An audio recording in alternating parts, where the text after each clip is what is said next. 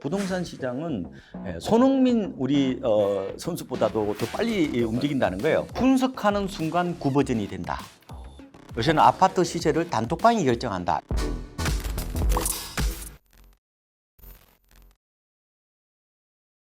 안녕하세요. 지식이 되고 돈이 되는 시간 부동산 클래스 정재원입니다. 자, 오늘은 대한민국 최고의 부동산 전문가시죠. KB국민은행의 박원갑 부동산 수석 전문위원님 모셨습니다. 안녕하세요. 예, 뭐 식구끼리 뭐 이렇게.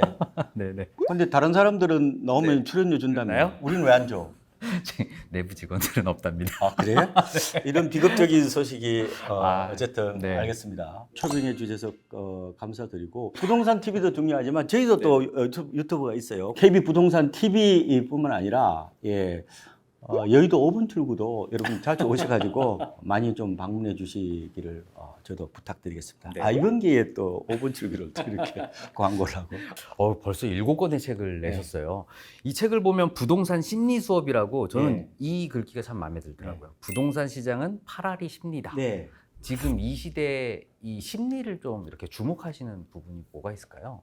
그러니까 원래는요, 부동산은 심리가 필요 없는 거예요. 홈은 심리가 필요하지 않은 거거든요. 보통 집은 두 가지가 있잖아요. 하나는 이제 삶의 안식처인 홈이 있고, 사고 파는 어떤 자산으로서의 어떤 그런 하우스가 있는데, 이제 가면 갈수록 집이 이제 그 하우스로 바뀌는 어떤 그런 모습들이 강하죠.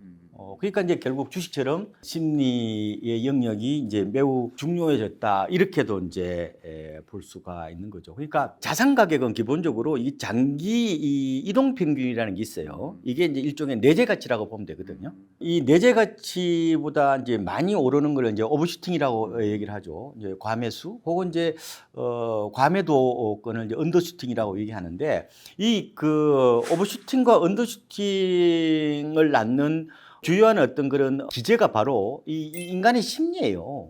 충동과 변덕 그리고 이제 광기와 공포들이 이제 그 가격에 이제 투영이 되는 거죠. 그러다 보니까 이런 변동성이 나타나는 어떤 그런 특성이 보이는데 그래서 저도 심리 쪽은 공부를 좀 했는데 뭐 책도 제 생각엔 100권 이상 본 것 같고 그런데 부동산과 심리를 연결하기에는 그렇게 많은 연결고리들이 없어요. 부동산에 저도 뭐 올해 하다 보니까 뭐 한 29년 이 정도 했는데 연결고리를 이번에 이제 찾았다 이렇게 보시면 되고 그래서 부동산판 행동 경제학 있잖아요.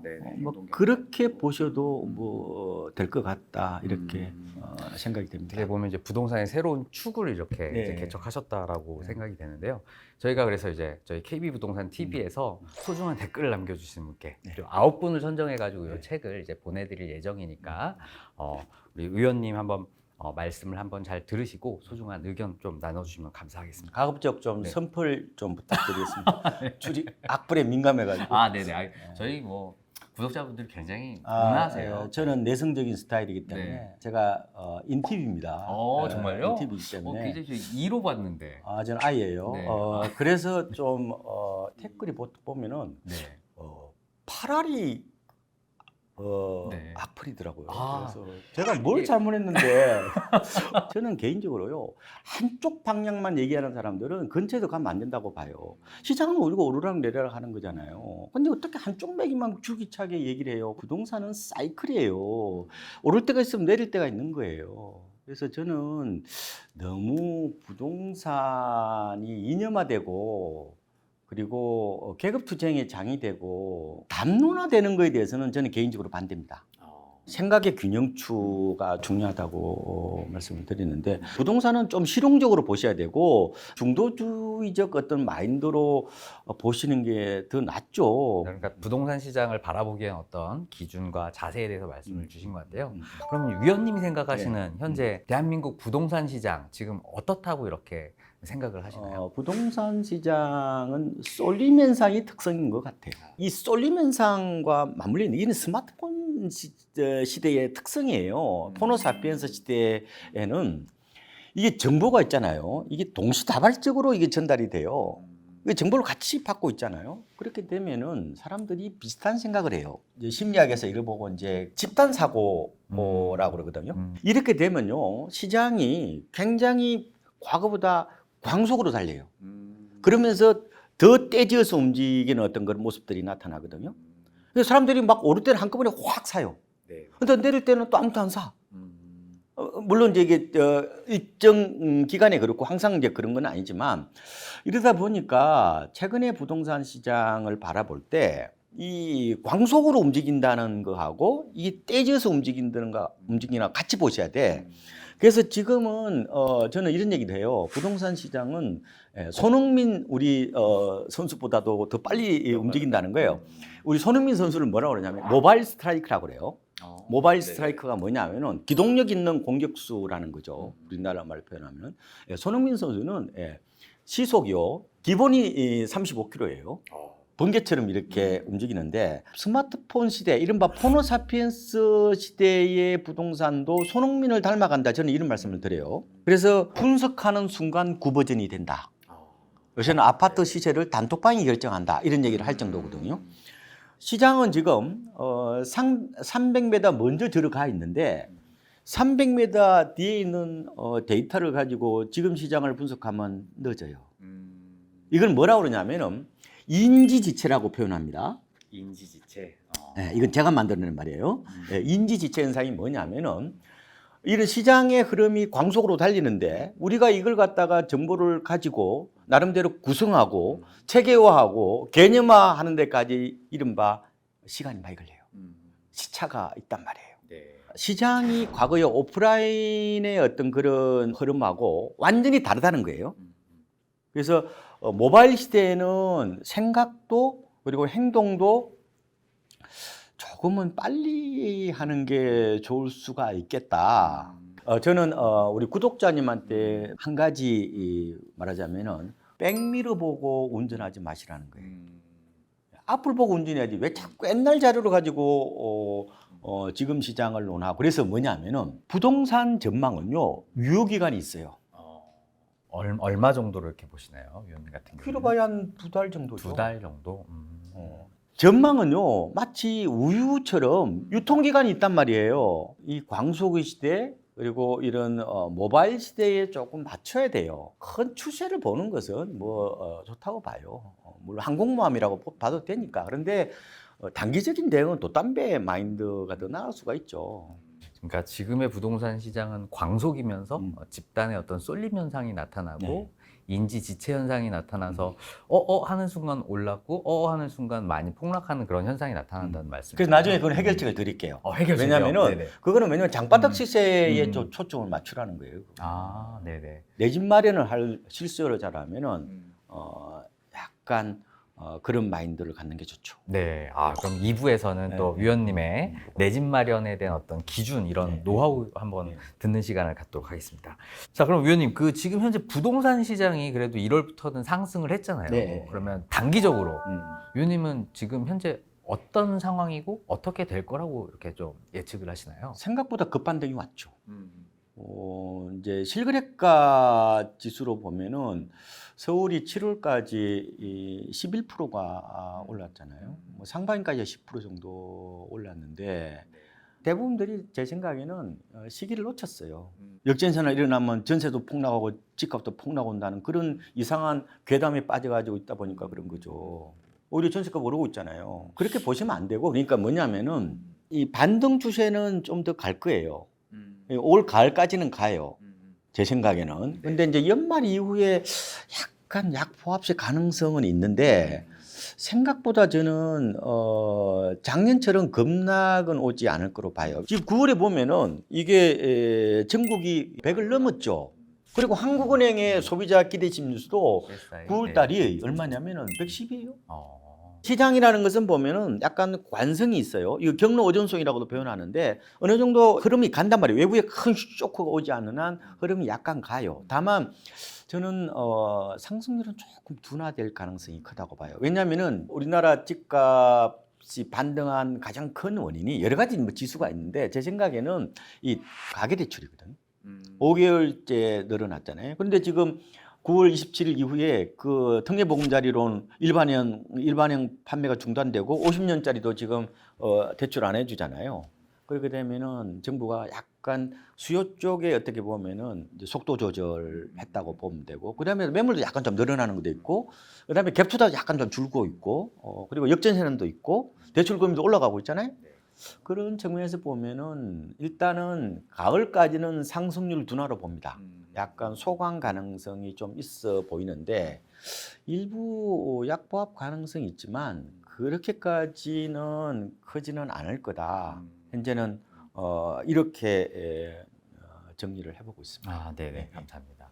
미국채 금리 올라가는 속도에 정말 좀 많이 우려스럽긴 하더라고요. 그 중요한 얘기예요. 네. 집값에 미치는 이른바 이제 금융 변수하고, 금융 변수라는 게 뭐예요? 통화량하고 유동성이죠. 네. 근데 그게 네 가지인데, 하나는 M1이라고 그래서 이제 헤비통화고, 또 하나는 M2라고 그래서 광의통화예요. 그다음에 세 번째는 미국 기준금리예요. 그다음에 네 번째로는 가계대출이에요. 보통 네 가지로 보통 정리를 할 수 있는데, 지금 M1은 1년 전에 비해서 12.2% 정도 줄었어요. 그다음에 M2는 한 2.5% 정도 증가하는 데 그쳤어요. 그리고 미국 지금 금리는 상단이 지금 뭐예요? 5.5죠. 작년 연말에 4.5였잖아요. 계속 오르고 있고. 그럼 집값 오를 리가 없잖아요. 근데 가계대출이 그동안에 집값을 끌어올리는 상당한 견인차 역할을 해왔는데, 가계대출에 약간 속도 조절 들어갔죠. 그러면은 결국은 시장에 큰 호재가 없어요. 그래서 보면은 약간 저는 이런 금융 변수가 과거에 비해서 커졌단 말이에요. 이거 투자 상품화돼서 이런 현상이 나타난 거라고 뭐 볼 수가 있는데, 통계지표로 보면은 상승률이 좀 높게 나올 거예요, 그죠? 근데 그거보다 지금 현장에 일어나고 있는 얘기를 보면은 조금은 좀 둔화될 가능성을 일단 봐야 되지 않느냐, 아마 이렇게 지금 보고 있는 겁니다. 네. 하락 거래가 조금은 늘어난 듯한 느낌은 네. 좀 저도 좀 받긴 하더라고요. 결국에는 부동산이 이제 변동성을 좀 많이 이제 갖게 되는데, 특히 위원님 책에서 말씀해 주셨던 어떤 공포 마케팅에 대해서 좀 경계해야 된다, 이런 말씀을 좀 주셨거든요. 그렇죠. 네. 이제 요새 정보 취득 창구로 유튜브를 많이 이제 보시니까 대부분 인간이 가장 예민하게 받아들이는 게 불안하고 공포예요. 그러니까 이 공포하고요, 이 자본주의하고 둘이 결합이 돼버리면은 이게 공포 비즈니스가 유망한 비즈니스가 된다는 거예요. 불안한 미래를 대비하지 말라는 것도 아니에요. 그리고 부동산을 너무 그렇게 밝게 보라는 것도 아니고, 지금 뭐 크게 오를 이유가 없잖아요. 지금 경제 성장률이 잠재 성장률 기준으로 보면은 2%도 안 돼요. 이런 저성장 시대에 뭐 집값이 그렇게 과거처럼 오르겠어요. 그렇죠? 그런데 제가 드리고 싶은 거는 너무 한쪽 얘기, 극단적인 얘기, 그리고 일종의 이제 공포 마케팅 같은 그런 데에 희생양이 되지 마시라는 말씀을 제가 드리고 싶은 거예요. 왜냐하면은 하나같이 다 보면은 희망가를 부르는 얘기는 없어요. 전부 다 하나의 비극적이고 어떤 극단의 논리가 하나의 공통적인 흐름 같은 느낌이 들어요. 그래 보니까 사람들이. 근데 여러 시각을 좀 저는 봤으면 좋겠어.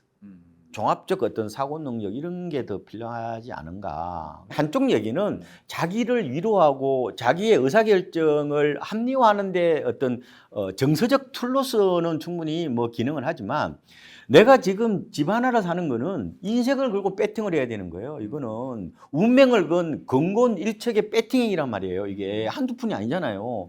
그러면은 그런 한쪽 얘기를 들어서는 안 되지. 그러면 위원님은 결국에는 큰 어떤 변화는 없을 것 같다라는 뷰신데, 그래도 혹시 만약에 네. 어떤 예상 변수가 있을 때 시장이 작년, 재작년처럼 그렇게 하락을 시작할 수 있을까요? 어떤 변수를 혹시 위험 요소로 혹시 생각하시나요? 지금 보면은 외생 변수였어요.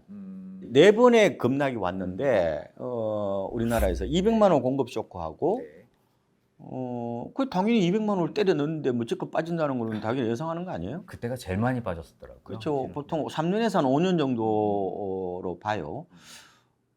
그리고 뭐 외환위기, 글로벌 금융위기, 그리고 작년에 미국발 고금리 쇼크잖아요. 그러면 네 번 폭락 중에서 뭐예요? 한 번만 내생 변수였잖아요. 세 번이 다 외생 변수였어요. 그리고 보면은 부동산이 최근 들어서 이 글로벌 경제의 한 섹션으로 편입되고, 그리고 부동산도 최근에 금융화 뭐 혹은 뭐 금융 자산화 이게 특징이잖아요. 그러다 보니까 이 주택시장 하나만 갖고 이 큰 어떤 그런 변곡점 혹은 변동성을 예견하기는 쉽지 않아요. 그래서 잔파도 정도는 충분히 가능하죠. 일단은 뭐 내년의 변수를 아까 말씀드린 것처럼 저는 세 가지 정도로 보고 있는데, 일단은 고분양가가 어느 정도 진행될 거냐, 그리고 공급 부족이라는 이런 불안 심리, 이게 어느 정도 무주택자까지 마음을 이렇게 뒤흔들 거냐, 이게 더 중요해요. 특히 지금 공급 부족이 언론을 지금 도배하고 있잖아요. 불안 심리는요, 결국은 이게 이제 한 사람이 아니라 이 여러 사람들이 불안 심리를 느끼게 되고, 특히 무주택자들이 불안 심리를 느끼게 되면은 시장이요 전혀 엉뚱한 방향으로 갈 수 있단 말이에요. 특히 단기적으로는. 그래서 이런 얘기를 하는 거예요. 공급이 부족한 게 아닌데 어떻게 보면 공급이 부족할지 모른다는 이 불안 심리가 집단화되면은 그 공급 부족이라는 실체보다 불안 심리가 더 압도를 해버리는 거예요. 그렇잖아요.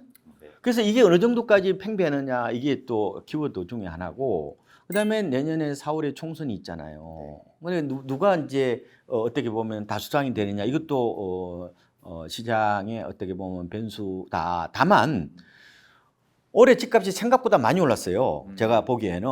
그래서 내년에는 어쨌든 박스권 정도로 보는 게 낫지 않을까. 저는 뭐 크게 떨어지지도 않을 거고 크게 오르지도 않을 것 같은 느낌이 들어서, 그래서 지금 시장에 보면은 내년 전망은 별로 의미가 없어요.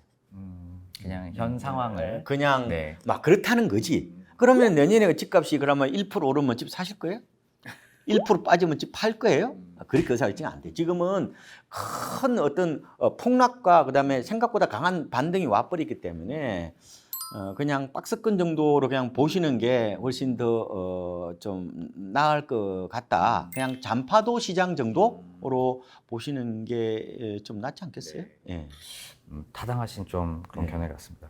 그럼 생각보다 거래량은 뭐 이렇게 많이 늘어날 거래량이 여지가- 크게 늘어나기는 어려워요. 네. 왜냐하면 금리도 높고 생각보다 지금 강한 반등이 온 상황이고, 그리고 갭 투자도 그렇게 크게 나올까요? 그럼 우상향에 대한 기울기가 가파르다는 어떤 그런 집단적 인식이 있어야 되는 건데 그렇지도 않고.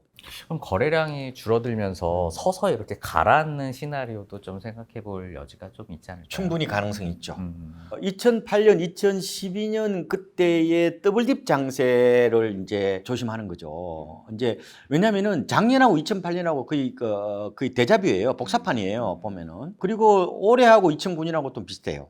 2009년에도 뭐 부양책 많이 나왔어요. 네. 뭐 양도세 뭐 특례부터 시작해가지고 뭐 LTV 이런 거 완화 이런 거 많이 있었단 말이에요. 네.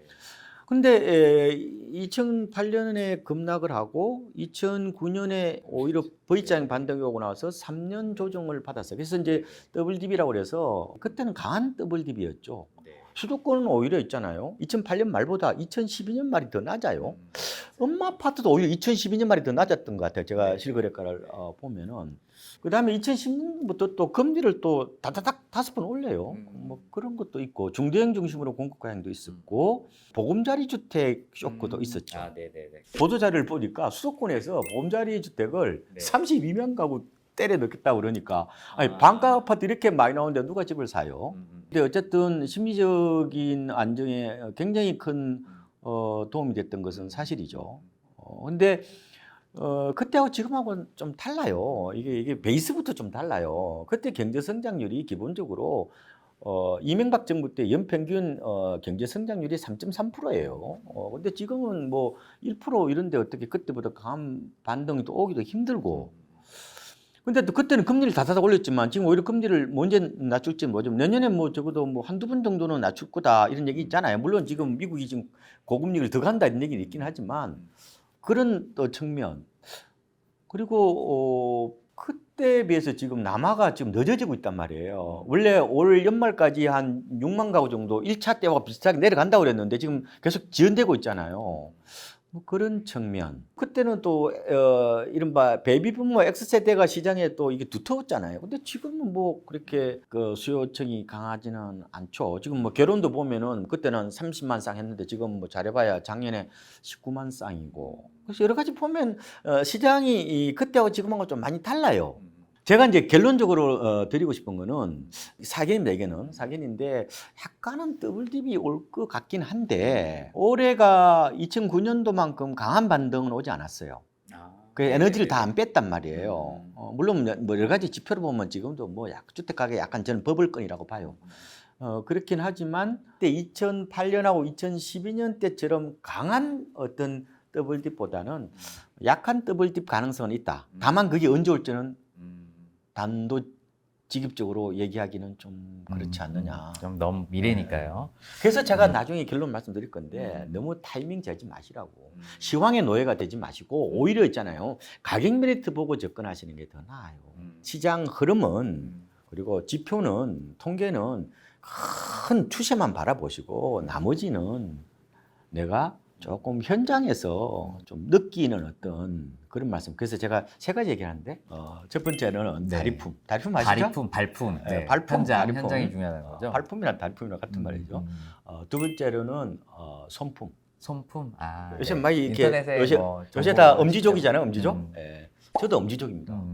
정말요? 제가 아침에 네네네. 블로그를 쓰는데 네네네. 제가 저도 집에서 잘 보고 제가 있습니다. 네. 출근까지 30분 걸려요. 아침에 하나씩 제가 글을 올립니다. 그런 걸 많이 보시라는 거예요. 그다음에 세 번째로는 뭐냐, 머리품. 머리품. 한쪽으로 쏠리지 않고 결정을 내리기 위한 일종의 이제 사고 능력이죠. 다리품하고 손품 토대로 최종으로 이제 내가 집 살지 말지를 결정하는 거니까 그런 측면이 더 좋은 것 같고, 그래서 제가 반복적으로 말씀드리는데 실수요자들은요 폭풍이 몰려올 때는 당연히 그 큰 지표를 보셔야 돼. 아니 태풍이 몰려오는데 누가 밖에서 일을 해요? 지하실에 숨어 있어야지. 근데 이게 태풍이 이제 거의 가시잖아요. 그러면 나와서 부지런하게 움직여야 되죠. 그래서 그걸 다리품 이런 얘기를 하는데 의사결정은 항상 현장에서 답을 찾으시라는 말씀을 꼭 좀 드리고 싶어요. 담론에 너무 빠지지 마라. 네. 오히려 실용적으로 의사결정을 하시는 게 저는 좋겠다. 좀 싸게 사라. 네. 그리고 무조건 싸게 사라. 네네네. 그리고 또 싸게 사라. 싸게 사는 사람이 장땡이다.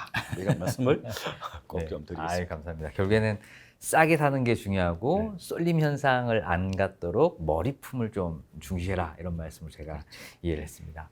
우리가 잠깐 그 예전을 좀 돌이켜 보면 우리가 회사 다니면서 이번에 김 과장이 내려와서 뭘 샀대 이러면서 이런 얘기들이 좀 많았잖아요. 그래서 이제 뭐 영끌이라든지 마음 급한 어떤 불안 심리에 이렇게 추격 매수를 좀 많이 했었던 것 같아요. 이제 그분들이 지금 이제 부동산 가격이 하락하면서 큰 이제 낭패를 좀 보게 됐는데, 그런 불안 심리를 갖지 않기 위해서 어떤 공부나 준비를 좀 하면 될까요?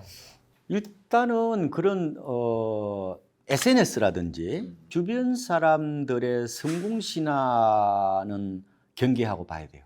성공 신화. 아니면 늦었어요. 김대리가 벌었다고 그러면은 네. 그거는 이미 지난 꼭지다.